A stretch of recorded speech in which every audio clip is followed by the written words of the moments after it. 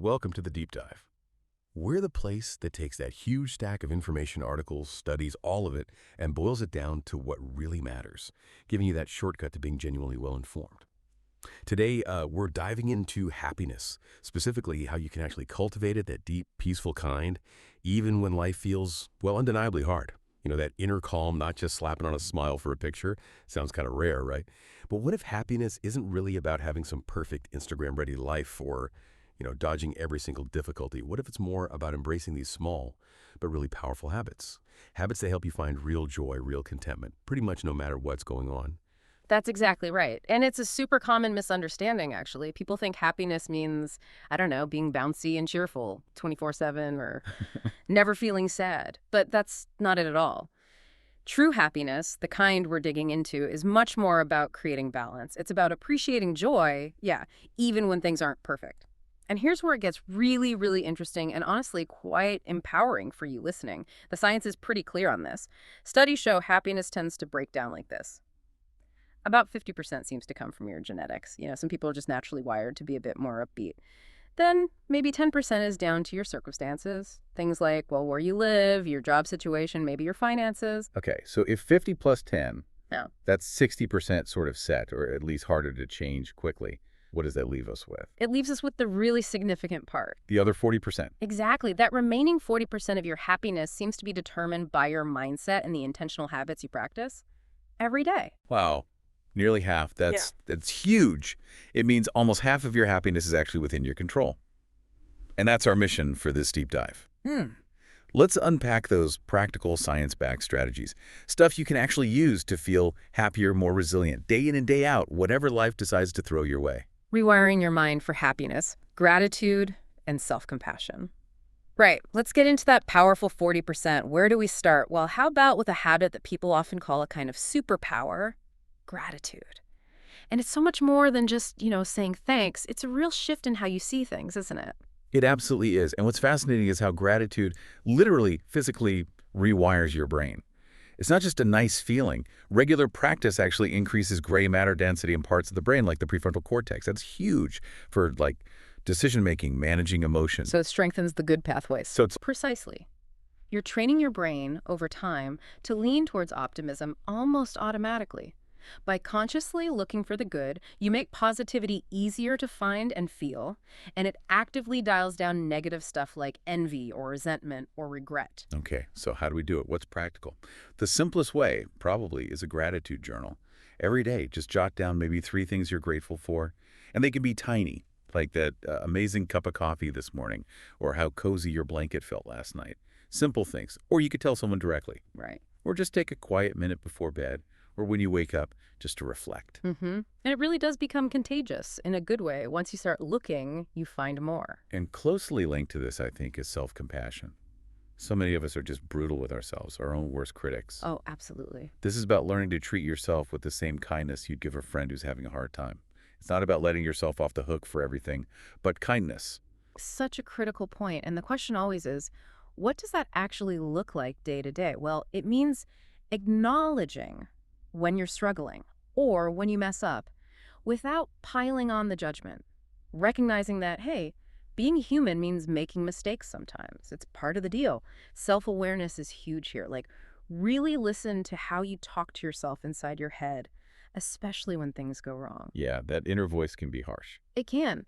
So forgiving yourself for past mistakes, actually learning the lesson, but then letting go of the blame, that's crucial.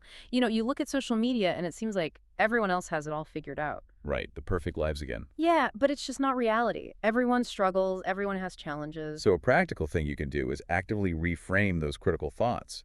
Instead of, ugh, I can't believe I messed that up again, maybe try something like, okay, I'm learning here. It's all right to make mistakes. What did I learn? Exactly. Shifting the focus to learning and growth. And also actually prioritizing your needs, like getting enough rest, eating well, doing things that comfort you. It's not selfish, is it? Not at all. It's essential fuel. You can't pour from an empty cup, as they say. Yeah. It's basic maintenance for well-being. 2, the power of connection and small victories. Okay, so we've talked about the internal stuff, gratitude, self-compassion. Now let's shift to another really core ingredient, human connection. We're just wired for it, aren't we? Yeah. Like baked into our DNA. Deeply baked in, yeah. Meaningful connections give us that essential sense of belonging, of purpose. They anchor us. And biologically, when we connect genuinely with others, our brains release oxytocin. People call it the love hormone, but it's broader than that. Right. It's about trust, too. Exactly. It fosters trust. It strengthens social bonds. It actually helps dial down fear and anxiety, makes us feel safer, more secure. And the research is overwhelming on this. People with strong social ties, they tend to be happier, physically healthier. They even live longer. This isn't just, a nice idea. It's biology. So what does this mean for you, listening? It means making those small, consistent efforts really count. A quick text, picking up the phone, scheduling that coffee. It doesn't have to be huge gestures. Little things add up. Yeah, don't underestimate just sending a thoughtful message, remembering a birthday, or simply listening, really listening, without jumping in to fix things. And if you are feeling disconnected, maybe look into joining a club, something you're interested in, a book club, hiking group, whatever. Or even getting a pet for some people. Right. That companionship, that unconditional affection from a dog or a cat, it's incredibly powerful for connection. That wagging tail, right? Yeah. Okay, now let's pivot slightly to something equally powerful for just feeling good day to day. Yeah. Celebrating the small wins. We get so fixated sometimes on the giant milestones, dream job, the new house. But what if real joy is found more often, like daily? Yes. And the science behind this is fascinating. There's something called the progress principle. Researchers actually at Harvard found that making steady progress on meaningful work, even small steps, is maybe the most powerful motivator. More powerful than big achievements. For day-to-day mood and engagement, yes. Because each time you acknowledge an achievement, even a minor one, your brain gets a little hit of dopamine. Ah, the feel-good chemical. That's the one. It reinforces the positive behavior, makes you want to do it again, and helps build this mindset of, hey, I'm making progress, things are moving forward. And gratitude ties in here too. So give me some examples. Like, what counts as a small win? Oh, anything. Did you finally tackle that pile of laundry that's been staring at you? Yes. That's definitely a win. Totally counts. Did you cross off a nagging item on your to-do list? Did you manage to squeeze in that quick workout even though you really didn't feel like it? Did you make someone smile? Okay, I see. They're like building blocks. Exactly. Essential building blocks for daily contentment. The key is making it a regular practice. Maybe keep a little list, a note on your phone, whatever works. Just jot down your small wins. And don't skip this part. Reward yourself. Doesn't have to be huge. A cup of your favorite tea, a 5-minute walk outside, listening to a song you love. Creating that positive link. Precisely. Effort leads to reward. It reminds you that life isn't just about reaching the summit, It's actually about enjoying the climb, step by step. 3. Embodied happiness, movement, and mindfulness. So we've covered mindset, connections, celebrating progress. Now let's unpack how much our happiness is tied to, our bodies, how we treat them through movement, and how we calm our minds with mindfulness. It's incredibly interconnected. Our bodies are literally designed to move. When we're active, it's not just about physical health benefits, which are huge, obviously. It profoundly impacts our emotional state. Exercise triggers the release of endorphins. You've probably heard of them, the body's natural mood boosters. The runner's high people talk about. Exactly that kind of thing. They act like natural painkillers and mood elevators. They can significantly cut stress and anxiety. And the good news is, you don't need to become some marathon runner or gym fanatic unless you want to. Even a brisk 15-minute walk makes a difference. Quick yoga session, dancing in your kitchen. Love that. Dancing in the kitchen counts. Absolutely. Consistency is way more important than intensity here. Just moving regularly. Okay, and then the other side of that coin, mindfulness. In this crazy, busy world full of distractions, our minds are always jumping ahead or dwelling on the past. Mindfulness brings us back, right? It brings you back to the present moment, which is really the only place happiness can actually be. You can't be happy yesterday or tomorrow. You can only be happy now. So how do we do it? It sounds simple, but sometimes feels hard to grasp. It can be simpler than you think. Mindfulness can be just fully focusing on the feeling of your feet on the ground when you walk, or truly tasting your morning coffee, the warmth, the aroma, without your phone in your hand or your mind racing. Paying attention on purpose. That's a great way to put it. A really powerful technique, very accessible, is deep breathing, like the box breathing. Inhale through your nose, slow count of 4. Hold for 4. Exhale gently through your mouth for 4. Hold empty for 4, if you can. Just that simple cycle. Yeah, even a few rounds. It physically calms your nervous system, reduces that stress response, brings a sense of immediate calm. And combining movement with mindfulness, like mindful walking, focusing on the sensations, or yoga, that really amplifies the benefits. Start small, I guess. Definitely. Don't try to meditate for an hour right away, just 5 minutes a day. Maybe use an app, maybe just sit quietly. Build from there. 4, cultivating a resilient mindset. Okay, life throws curveballs. We all know that. Yeah. Ups, downs. It's part of the package. And while we can't always control what happens, we can control how we respond. This is where perspective really comes in, isn't it? Along with resilience and hope. Absolutely crucial. Resilient, it's more than just bouncing back. It's really the ability to adapt, to learn, and maybe even grow stronger because of difficult experiences. It involves a pretty fundamental shift in how you talk to yourself, moving away from why me towards something more like, okay, what can I learn here? Or how can this challenge help me grow? Can you give an example? Sure. Say you didn't get that promotion you really wanted. Instead of just feeling defeated, resilience might look like reframing it. Maybe it's an unexpected nudge to develop some new skills, or explore a completely different path, or even, start that side project you've been thinking about.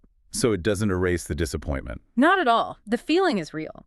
But it reframes the situation to focus on possibility and action, rather than just the loss. It gives you agency back. And that connects to patience and acceptance too, right? Yeah, Which can sound passive, but maybe aren't. exactly. Patience isn't just waiting around doing nothing. It's an active skill. It's enduring delays or setbacks without letting frustration take over completely. And acceptance. That's about facing reality as it is, without constantly fighting against it in your mind. Okay, this is the situation right now. That release of resistance is incredibly freeing. Easier said than done sometimes. Oh, for sure. But reminding yourself that most challenges are temporary helps. That old saying, this too shall pass. It sounds cliche, but it holds truth. Even small daily annoyances like getting stuck in traffic. Instead of fuming, can you reframe it?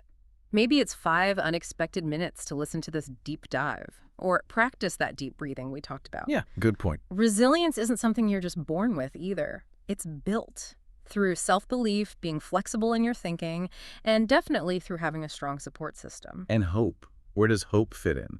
It feels essential, especially when things are tough. Hope is the spark plug. It's what keeps us moving forward, even when the future feels uncertain. It's not denying difficulty, but it's the belief that tomorrow can be better, that possibilities still exist. How do you cultivate that? Well, setting goals helps, big or small, having something to aim for. Visualization can be powerful, actually, picturing positive outcomes, imagining yourself navigating challenges successfully. And gratitude, again. Even when things are really hard, focusing on what you do have, what you are thankful for, shifts your focus from lack to abundance. It fuels hope. So hope isn't about ignoring the bad stuff. Not at all. It coexists with sadness or frustration. It acts as a counterbalance, an inner resource that reminds you things can change and you have the strength to face what comes. Living a meaningful life, purpose, values, and simplicity. Okay, broadening out a bit. Lasting happiness often seems less about just chasing fleeting good moments and more about a deeper sense of fulfillment. And that often comes down to purpose and meaning, doesn't it? It really does. And purpose can sound like this huge, intimidating thing, like you have to go save the world. Yeah, exactly. But it doesn't have to be that grand. Purpose can be found in really simple, everyday things. Caring for your family or friends, helping a neighbor, creating something, anything that brings you joy, maybe painting or gardening or coding. It's deeply personal. So it takes some reflection, like what makes you feel really alive? When do you lose track of time? Those are clues. And once you have a sense of it, Then even small, intentional steps that align with that purpose can make a huge difference. Like if connecting with nature is part of your purpose, maybe just commit to a short walk in the park each day. Or if helping animals matters, maybe volunteer a few hours a month at a shelter. Small alignments add up. which leads right into living by your values, I suppose. Yeah, Knowing what truly matters to you and letting that guide your choices. precisely. Your core values, honesty, compassion, creativity, adventure, whatever they are for you, they're like your internal compass. When your actions line up with those values, there's this incredible sense of integrity, of wholeness. That's right. Exactly. And it makes decisions easier, actually. If health is a core value, choosing the workout over the couch becomes simpler. If family is key, prioritizing that time feels natural. This alignment strengthens your resilience too, because you know why you're making certain choices. And it tends to attract people into your life who share or respect those values, which enhances your relationships. Let's also touch on simplicity. In this world of more stuff, more noise, more demands, maybe there's joy in less. Oh, absolutely. Finding joy in simplicity, it's often not about accumulation, but about decluttering. And not just your physical space, though that helps, also decluttering your mental space. How does that look like? It means things like letting go of perfectionism, that constant pressure, reducing how much you expect of yourself sometimes, learning to say no gracefully to things that don't truly align with your priorities or values. Correcting your energy. Yes. It's about slowing down enough to actually savor experiences. Putting the phone away during dinner, taking a walk in nature without earbuds, just noticing. Nature itself is so purely, simply present. It reminds us to be too. And a huge part of simplicity is letting go of comparison. Just focusing on your own unique path, not constantly measuring yourself against others. That's a big one, the comparison trap. Huge. And speaking of letting go, we really have to mention forgiveness here. It's one of the most, maybe the most transformative things you can do for lasting happiness. Forgiving others or yourself? Both. But often people think forgiveness is about the other person, like you're saying what they did was okay. It's not. What is it then? It's primarily about freeing yourself, releasing the heavy burden of anger, resentment, bitterness. Those things weigh you down. Research shows forgiveness literally lowers stress hormones, improves sleep. Because you're not carrying that weight anymore. Exactly. You're choosing to release its grip on your present. It doesn't mean forgetting, doesn't mean condoning, but it means reclaiming your peace. It's an act of profound self-liberation. 6, integrating it all. Building a sustainable happiness routine. Okay, wow. We've covered a lot of ground. Gratitude, connection, small wins, movement, mindfulness, resilience, purpose, values, simplicity, forgiveness. Powerful stuff. So the final piece is, how do you actually weave all this together? How do you build a sustainable happiness routine out of these ideas? Right, because it's not a checklist you complete once. It's an ongoing practice. It's cultivated through consistent, intentional actions. It really starts with awareness, like honestly noticing your current habits. How do they make you feel? What drains you? What energizes you? Then you start consciously building new patterns.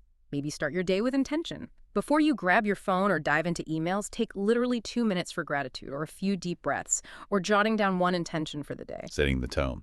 Exactly. And then throughout the day, sprinkle things in. A short walk for movement, a quick text to a friend for connection, a mindful moment while waiting for the kettle to boil. Purposeful breaks too, not just scrolling. Yes. Step away, stretch, look out the window. And be mindful of what you consume, news, social media. Choose things that uplift you more often than things that drain you. Feed your mind positively. And how about wrapping up the day? Yeah, ending the day with reflection is really powerful. Take just a few minutes. Think about what went well, what brought you a moment of joy, what challenge did you handle okay. Maybe jot down those 3 gratitude points again or highlight your small wins. The simple habit does wonders for training your brain to focus on the good, and it helps you carry a sense of contentment into sleep and into the next day. So it's not about being perfect at all of this all the time. Not at all. It's about small, intentional shifts. Consistency over intensity. Think of your routine like a flexible roadmap, not a rigid set of rules. Happiness is definitely a journey, not a destination you arrive at. Outro. So, after all this, what does it really mean for you listening right now? I think it means that happiness isn't some mythical thing out there you have to find like buried treasure. It's something you actively build, one day at a time.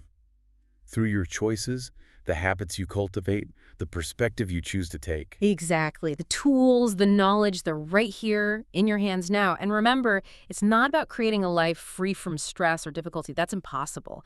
It's about building your capacity to navigate those things with more grace, more resilience. Happiness is within you, ready to be created, ready to be nurtured, and honestly, ready to be shared. So as you go about your day after listening to this deep dive, here's something to maybe mull over.